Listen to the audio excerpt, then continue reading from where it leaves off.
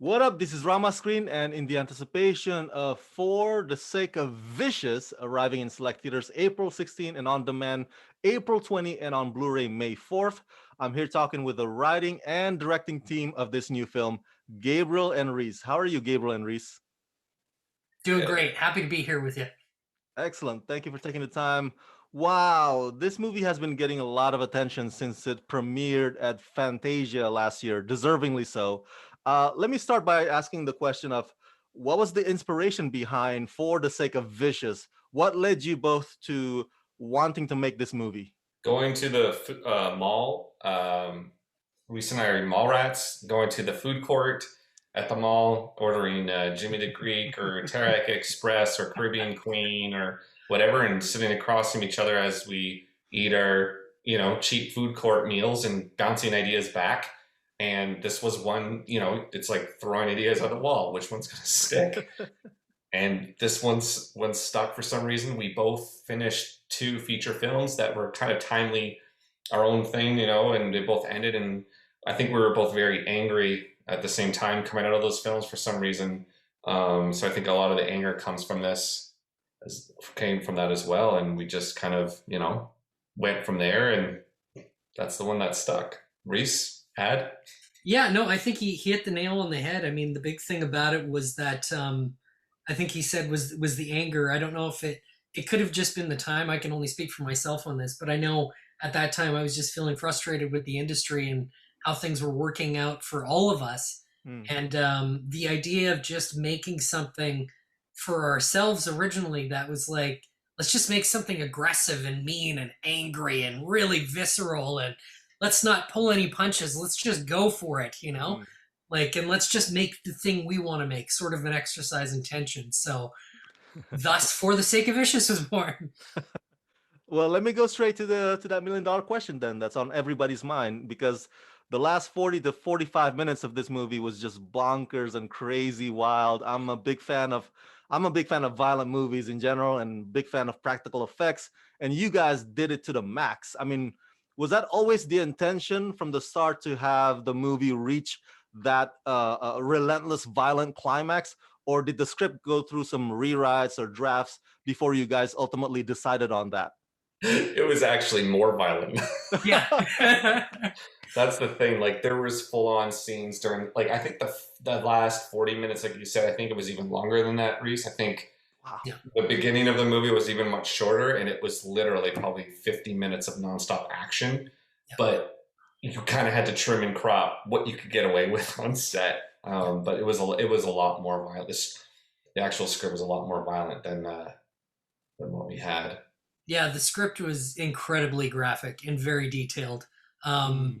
and really went to some very dark places. And we got maybe 50% of that in the final cut. So, and like Gabe was saying, a lot of that was just budget and time. But yeah, I mean, that has always been there. That midway shift was always in the original outlines and always in the original scripts.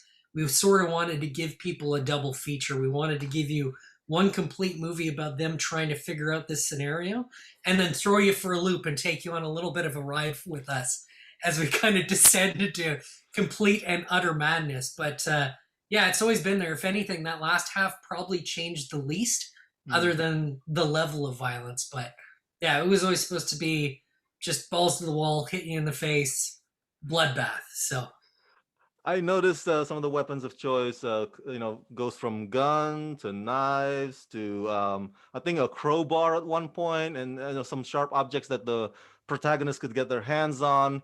And of course, the villains wear helmets and masks. I mean, there's blood splatters everywhere. I mean, the continuity and the staging of that entire fight must have been a challenge. I mean, how did you guys pull that off, and how long did it take to choreograph all of that? Well, I think the reason why they're wearing masks and helmets too, from a cool looking perspective, is because Reese and I even had to double in as one of those Oh. guys at some points because number didn't one, have enough budget, people. Oh, wow. time, yeah, not enough people, and even the house was so small, so you'd have to shoot it in ways where you segment some of the fights, minus the bathroom scene. Well, in the bathroom scene, we even did some swap outs. We shot most of the action sequences in complete continuity with the movie. So we did it chronologically, sorry, so that we wouldn't have to worry too much about the continuity as we were going. So whenever we destroyed a room, we would just move on to the next. That I think for the bulk of the movie, we tried to shoot it as chronologically as possible, specifically with the action sequences, so we didn't have to worry about any of that. Because I mean, we got a house that we could destroy. It was going to be demolished 2 months after we finished filming.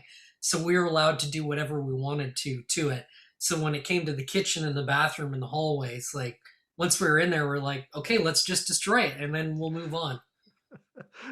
It's like a kid in a candy store. Must have been Oh, so yes. much fun. All of the four lead cast members I read did their own stunt, didn't they? Laura, Nick, Colin, and James. Were there moments when you felt concerned? Were you like, "Hey, Laura, I know you wanted to do this, but maybe we'll let the stunt woman do this instead"? Anything like that? Never. No, never. They did nothing. In fact, a funny little story there with Laura Burke. There was, I think it was one of the first action moments in the film where she's coming in and then she gets chased by Chris, and she goes to the kitchen and goes toward the back door. Hmm. Well, at that point, because we never did any action with Laura, we were so concerned with her as an actress, and we didn't want her agent upset at us and all this crazy hearsay. So we were like, okay, we got our stunt guy a wig, and he's gonna put it on, and we're gonna shoot from behind. It'll be you, but like we'll shoot it so it's less danger to you. So our stunt guy comes out in her clothes with this blonde wig, and it just looked so off, but we rolled with it. We actually have a take with it, a few takes from the camera following this guy with his blonde. It all looked like Miss Piggy, like the way it frolics, like her hair. It was so funny and bad. And the best part is TJ who did it. He had been growing a beard for like 6 years, and he shaved his face just so he could double for Laura. And it works. It was such a poor effort that the next day we just ended up throwing Laura in. And she was such a trooper. Yeah, and she's a dancer, so she's physically already, like, she was so into these fight scenes, so much to the point that especially during the bathroom scene, like, you just see her getting ramped up before them, and like she would be telling them, no, fucking do it more, hit me, like, go for it. She was like, no. So yeah, but she wanted the best for the movie. She was just like, no, you're not gonna get to put the blonde, like a wig on. I'll do it. Yeah. Wow. So I think they all did a great, and I mean that stunt team was next level. I mean, those are real hits those guys are taking. Like they're, yeah. I feel like in some way we kind of rented out a SEAL team or a group of Marines to do it. That's what they reminded me of. These guys, 100%. They would. I feel like they would have camped out on set in the backyard if they were just. They pretty much did. Yeah. Wow, Laura is such good sport, man. She is game for it, and wow, it looked really well on the screen. I loved it, and I read somewhere also that you guys actually literally enlisted local bike clubs for some of the sequences. Talk to me about the conversation you had with them. Did they know what they're getting themselves into? Friends with a few of them. The ones that come to the house, I know. But then we had a big night with all the bikers on the streets. I think we just put out the call to different friends and people to bring their friends out, and then they would tell other people who had clubs, and then they just came out for the street. And Reese and I had that storyboarded shot in our heads. And we got there, and I think we banged that scene out in maybe 2 hours, not even. And then they went home. Like it was pretty easy. And then the other ones that actually come to the house, we knew. But then there was also the costume swap, so it was easy to because they weren't the stunt guys, so they would just reuse the costumes. So we only use them for the bikes and whatnot. So you just use what you have in your in your personal life, right? Like, and they were all great, all amazing. Yeah. Amazing guys. Yeah, wonderful people. No complaints. Like they didn't complain for the late hours, and usually people who are not used to being on set, but they were more than fine. But do you remember that first night shooting on the street, the big bike club? Like there were actually like two clubs on either side that had a bit of a there was two different clubs. I remember I was on the other end of the city. Me, Reese, and I were doing the drone shots, and then I had to we had to wrap up. So Reese was like, okay, I'm going to go to set now. You wrap up with the drone. And I'm like, okay. So he goes to set, cinematographer's there. And I get a call from my buddy who's a biker who came out, brought some of his friends. And he calls me. He's like, dude, he goes, you need to get here now. I'm like, what's going on? He goes, just get here. Because of the different clubs and stuff. So we went there and we were not expecting that huge turnout, like for free too. They came out for free. But there was people on trikes that came out. But they weren't there when we showed up because apparently a group of bikers basically scared them off. Like, you are not real bikers was essentially the message. It's crazy. This movie is incredible. I can't wait to watch it again. All you Canadians are awesome. Big fan of Canadians. So what's next for you both? Are you working on your next collabo script? And is it going to be just as jaw-dropping as For the Sake of Vicious? I mean, we're always working on ideas together. We have our own things too that we're working with, our producer, Avi and Raven Banner on.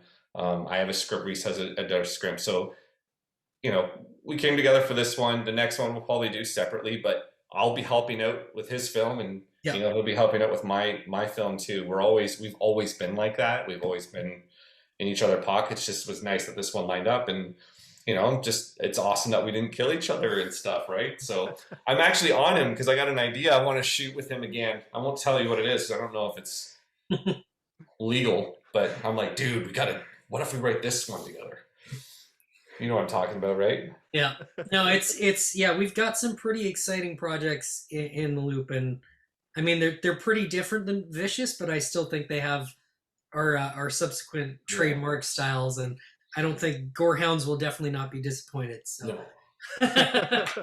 All right. For my fans at home, everybody go check out For the Sake of Vicious, arriving in select theaters April 16 and on demand April 20 and on Blu-ray May 4.